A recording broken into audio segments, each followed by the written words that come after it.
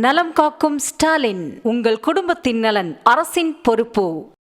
சேலம் புதுரோடு பகுதியில் தலையமா எலக்ட்ரானிக் உதிரி பாகங்கள் ஆலை மூடப்பட்டதற்கு எதிர்ப்பு தெரிவித்து மெழுகுவர்த்தி ஏந்தியும் டவர் மீது ஏறியும் பெண்கள் போராட்டத்தில் ஈடுபட்ட நிலையில் தற்போது கண்களில் கருப்பு ரிப்பன் கட்டி 6வது நாளாக போராட்டம் தொடர்கிறது.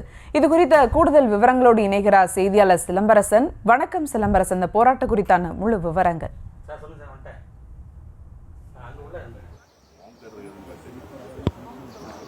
வணக்கம் சுபா. சேலம் சூரமங்கலம் அருகே உள்ள புதுரோடு பகுதியில் கடந்த 35 ஆண்டுகளாக தலையமா என்கிற எலக்ட்ரானிக் உற்பத்தி தொழிற்சாலை, அதாவது எலக்ட்ரானிக் பொருட்களை உற்பத்தி செய்து ஏற்றுமதி செய்யும் நிறுவனம் இங்கு செயல்பட்டு வருகிறது. குறிப்பாக இதில் 450க்கும் மேற்பட்ட பணியாளர்கள் இங்கு இந்த 35 ஆண்டுகளாக பணியாற்றி வருகின்றனர்.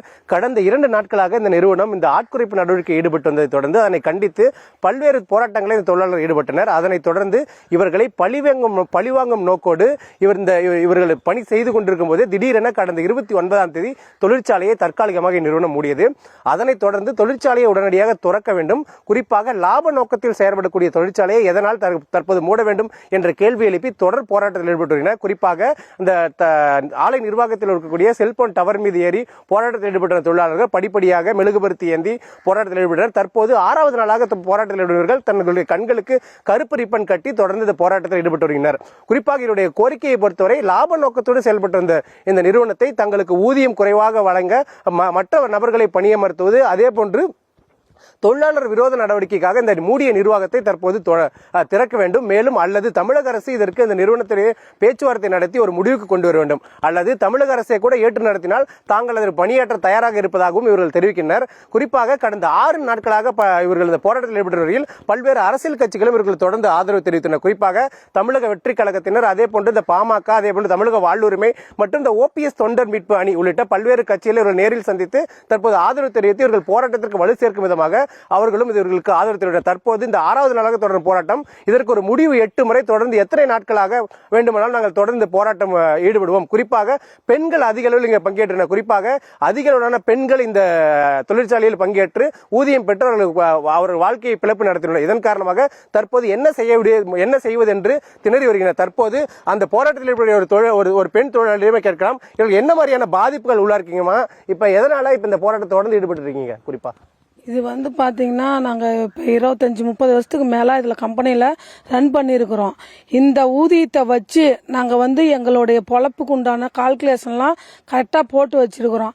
போட்டு நடத்திட்டு இருக்கிற சமயத்துக்கு இந்த நிர்வாகம் எங்களை இதில் நஷ்டம்னு சொல்லி ஒரு கணக்கை காமிச்சு கணக்கு எதுவும் காட்டலை அப்படிங்கிற பேரில் எங்களை நிறுத்துறதுக்கு இவர் ஐடியா பண்ணிட்டுக்கிறாரு. எங்கள் வீட்டில் பார்த்தீங்கன்னா எங்கள் வீட்டுக்காரருக்கெல்லாம் உடம்பு சரியாத ரொம்ப இதாக இருக்குது. இப்போ நான் சம்பாதிக்கிறதுல தான் வீட்டு வாடகை கட்டி கரண்ட் பில்லு சாப்பாடு எல்லாமே செஞ்சாகணும். அப்படிங்கிற சூழ்நிலையில் நான் இன்னைக்கு இந்த வேலையை விட்டு நான் வெளியே போனேன். எனக்கு 40 வயசு ஆயிடுச்சு. 40 வயசு எட்டினதுக்கு பின்னாடி எந்த கம்பெனியில் போனாலும் எங்கே போனாலும் வேலைக்கு 25 வயசு 30 வயசு கேட்குறாங்க. அப்படிங்கக்குள்ள நான் எங்கே போய் எங்கே வேலை செஞ்சு என் குடும்பத்தை காப்பாற்ற முடியும்? என்னுடைய சூழ்நிலை, என்னுடைய வாழ்வாதாரம் என்ன ஆகிறது?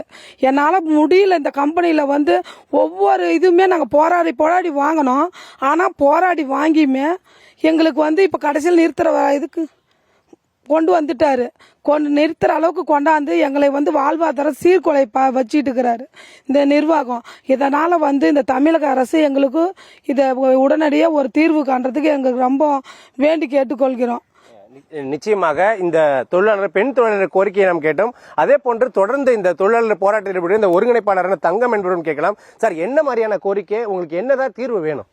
சார், நம்மளுக்கு பொறுத்த வரைக்கும் அந்த கதவடைப்பு பண்ணது ரொம்ப அதிர்ச்சியாக இருக்குது. நாங்கள் என்ன கேட்குறோம்னா, தமிழக அரசு ஒரே ஒரு கோரிக்கை என்னங்கிறோன்னா, இந்த நிறுவனத்தில் நாங்கள் நல்லா சிறப்பாக ஏதோ ஒரு நிறுவனத்துக்காக உழைச்சி கொடுத்துருக்கோம். அது தமிழக அரசை எடுத்து நடத்தினா இன்னும் லாபம் ஈட்டுற அளவுக்கு சிறப்பாக செய்வோம்.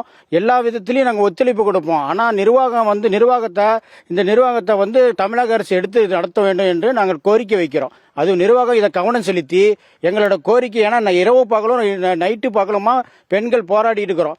இதை ஐயா கவனம் செலுத்தி இது எங்கள் போராட்டத்துக்கு முற்றுப்புள்ளி வச்சு அவர் எடுத்து நடத்துறதுக்கு நாங்கள் கேட்டுக்கொள்கிறோம். நிச்சயமாக இந்த தொழிலாளரின் கோரிக்கை தமிழக அரசு இந்த தமிழகத்தில் வேலைவாய்ப்பு உருவாக்க வேண்டும் என பல்வேறு அயல்நாட்டுக்கு சென்று தற்போது இங்கு வேலைவாய்ப்பு உருவாக்க வேண்டிய நோக்கத்தோடு பல்வேறு தொழிற்சாலைகளில் ஈடுபட்டு வருகின்றனர். தற்போது இந்த தொழிலாளர்களை மனதில் வைத்துக் கொண்டு இந்த தொழிற்சாலையை தமிழக அரசை ஏற்று நடத்த வேண்டும் என்பதுதான் இவருடைய கோரிக்கையாக இருக்கிறது. சுபா, களத்திலிருந்து விவரங்களை வழங்கியமைக்கு நன்றி சிலம்பரசன். நலம் காக்கும் ஸ்டாலின், உங்கள் குடும்பத்தின் நலன் அரசின் பொறுப்பு.